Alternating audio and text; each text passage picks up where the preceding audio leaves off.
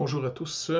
Aujourd'hui ou maintenant, on va poursuivre avec maintenant le survol de l'épître que Paul a écrite.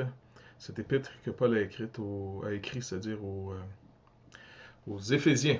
Donc, on va demander au Seigneur qu'il puisse nous bénir encore pour ces 3 ou 4 sections. Normalement, je vais essayer de faire ça en 3 sections. Et après, pour ceux qui suivent par Skype à Chambéry, on va se retrouver ensemble pour un temps questions-réponses. En espérant que ça puisse développer le tout. OK, on remet ça au Seigneur. Alors, merci Seigneur pour ce temps qu'on va avoir ensemble autour de ta parole. Adresse-toi à nous, Seigneur Dieu, par ton esprit. Illumine notre entendement, car Jésus-Christ est maintenant notre justice devant toi. Tu nous as reçus dans le bien-aimé pour nous racheter, nous pardonner, nous sanctifier pour toi. Et aussi, Seigneur Dieu, pour faire de nous tes enfants, tes disciples, des gens que tu vas instruire. Alors on s'approche de ta parole pour que tu nous donnes instruction. Merci d'avance au nom de Jésus, Père, et pour ta gloire. Amen. OK, donc, on est maintenant dans cette lettre aux Éphésiens.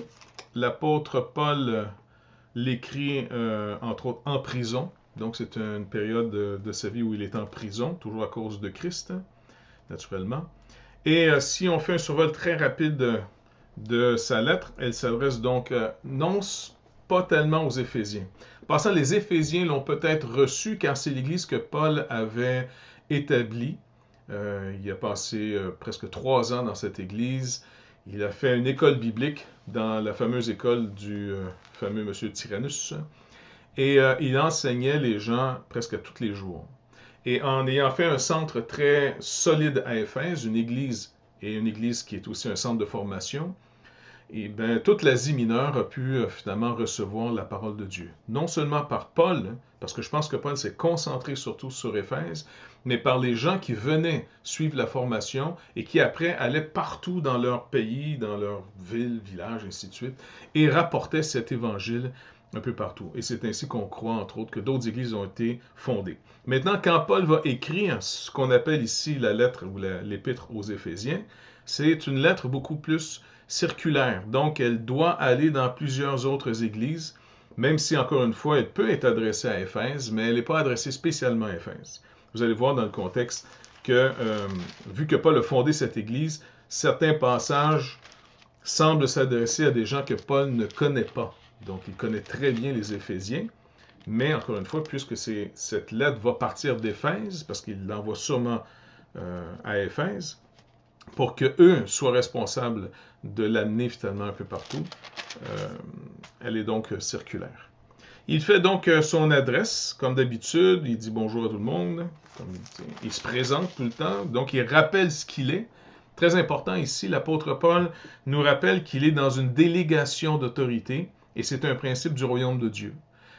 Dans le monde, on a comme 2 systèmes d'autorité. Il y a d'abord l'autorité officielle. En d'autres mots, quand vous avez un policier qui vous arrête, ou si vous faites, dans le sens, dans votre société, vous êtes arrêté par qui que ce soit, ou vous êtes dans une structure de l'autorité du pays, vous êtes dans une forme d'autorité déléguée. C'est pour ça que les gens sont souvent assermentés. Donc, le policier n'est pas policier parce que de lui-même a voulu être policier ou lui aime l'ordre et quelqu'un, un citoyen, aurait décidé un jour de commencer à faire la circulation ou encore une fois de se faire des enquêtes et bref, de s'appeler par lui-même un agent de la paix. Donc, inévitablement, c'est une forme d'autorité qui est déléguée. Quelqu'un ne peut pas s'appointer lui-même, donc il est au fond appelé et on lui délègue, la société délègue de cette autorité. La deuxième forme qu'on a dans ce monde, c'est des gens de compétence. Des gens qui, par leurs compétences, se sont fait une place dans la société par compétence. Ces 2 formes sont, dans le royaume de Dieu, aussi incorporées. L'apôtre Paul n'est pas, par contre, apôtre parce qu'il est plus compétent que les autres. Ce n'est pas un poste qui était ouvert et s'il lui-même avait les compétences nécessaires pour faire application, est-ce qu'il y avait des tests à passer. Donc, un appel, c'est quelqu'un, encore une fois, qui est appelé par quelqu'un d'autre. Ici, c'est par Dieu et par Jésus-Christ, notre Seigneur, que les ministères sont délégués. C'est une délégation d'autorité. Donc, c'est pour ça qu'il se présente non pas comme quelqu'un de compétent et au nom de ses propres compétences spirituelles, il pourrait, par exemple, donner des conseils à cette Église, il se présente comme étant quelqu'un qui a été appelé par la volonté de Dieu, donc ce n'était pas la volonté de Paul, et il est appelé par Dieu à être apôtre de Jésus-Christ. Donc, il est appelé par la volonté de Dieu apôtre, donc donné à Jésus-Christ son Fils. Christ l'a mandaté, l'a rendu capable, lui a donné le message et le ministère en vue de faire son apostolat. Donc, Paul, apôtre de Jésus-Christ, par la volonté de Dieu, aux saints qui sont à Éphèse. Ici, encore une fois, on pourrait mettre Éphèse entre parenthèses ou comme un trait blanc. Ce serait peut-être dans le texte les plus anciens comme étant aux saints qui sont fidèles en Jésus-Christ. À chaque région, maintenant, peut s'appliquer ce texte.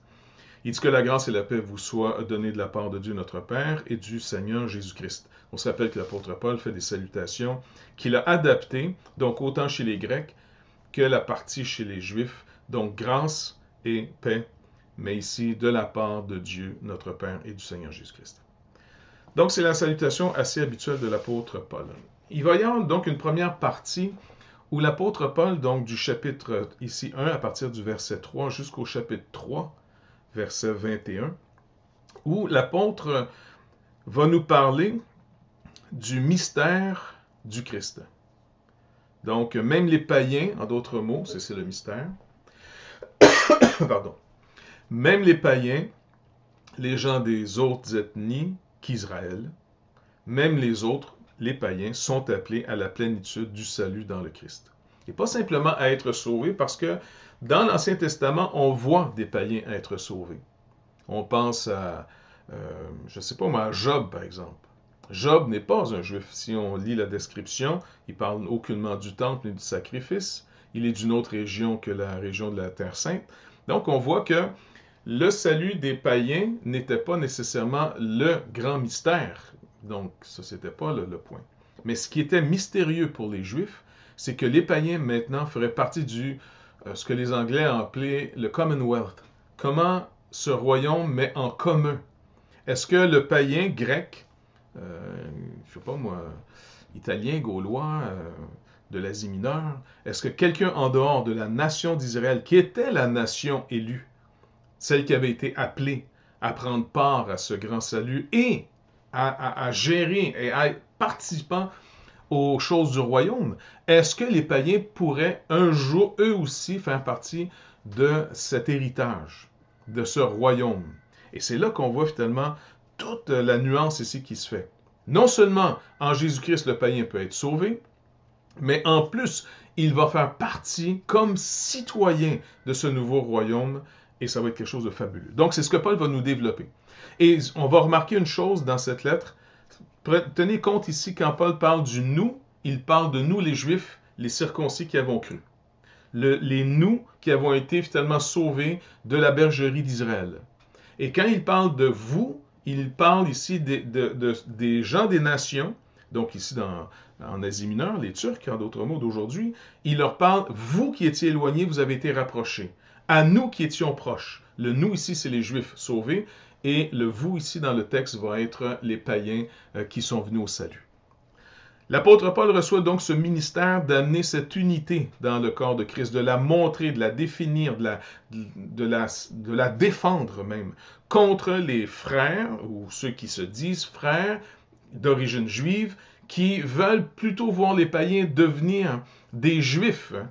Donc de prendre toute la coutume juive, toute la loi de Moïse, pour faire partie finalement de ce Commonwealth. C'est comme s'il y a un refus, on pourrait quasiment dire, d'une forme de racisme spirituel, religieux, ethnique aussi, chez ces Juifs qui ont cru en Jésus-Christ, mais qui veulent imposer finalement à ces nations de devenir comme eux des Juifs. C'est ce qui va nous développer dans cette première partie qu'il appelle donc le mystère de Christ ou le mystère du Christ.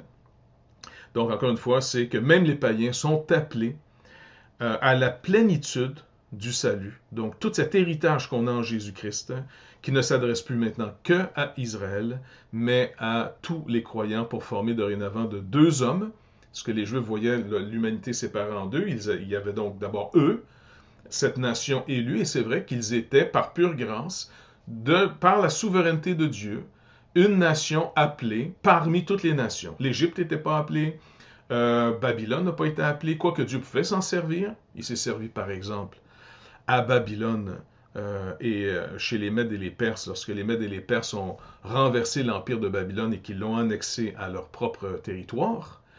Vous vous rappelez, dans la prophétie qu'Ésaïe donne, Dieu appelle son Christ, son oint, Cyrus, le fameux Cyrus, le Perse.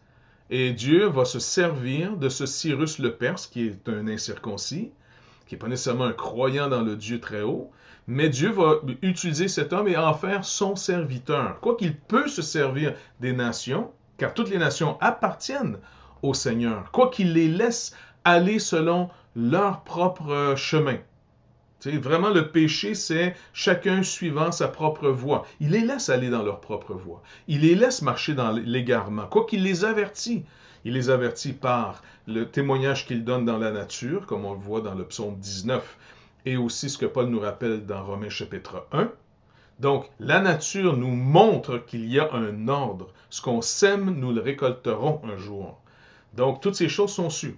Il a aussi donné un témoignage aux nations par ses prophètes. On pense à Jonas, à Nénive. On pense à Daniel, à Babylone. Donc, c'est des gens qui ont entendu, et même dans le temps de l'Empire romain, il y a des synagogues partout dans le monde. Les Juifs amenaient les Écritures avec eux.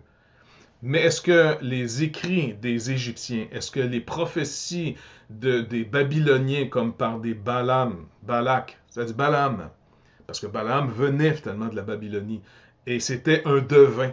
Vous vous rappelez finalement lorsqu'il va contre Israël, appelé par Balak dans le livre de Josué, si je ne me trompe pas. Il est, non, dans le Deutéronome, ou les Nombres, excusez, les Nombres. Donc, quand on voit ce Balaam appelé par Balak à venir maudire Israël, donc on voit qu'il y a quand même des devins, il y a des gens qui semblent recevoir de la part de l'Éternel des messages. Donc, il faut comprendre ici, ce n'est pas nécessairement le salut individuel d'un individu seul. Ce n'est pas non plus que les nations ont d'autres dieux que le Seigneur Tout-Puissant. Le Seigneur règne sur toutes les nations. Il en fait une description même par rapport au psaume 2. Mais parmi toutes les nations, il s'est réservé une nation. Il s'est révélé à une nation. Il a fait une alliance avec une nation, c'est Israël. Et à cette nation, il a fait donc non seulement des alliances, mais il a donné ses oracles qu'il a fait mettre par écrit. Ces oracles sont la promesse formelle que Dieu s'est engagé envers le monde pour le sauver. De lui envoyer un jour son oint, le Messie, qu'il avait promis dès le moment de la chute, lorsqu'il dit que par la femme sortira la postérité qui va écraser la tête du serpent. Donc, ici, l'apôtre Paul dit, maintenant je vous annonce un mystère comme jamais il a été annoncé auparavant.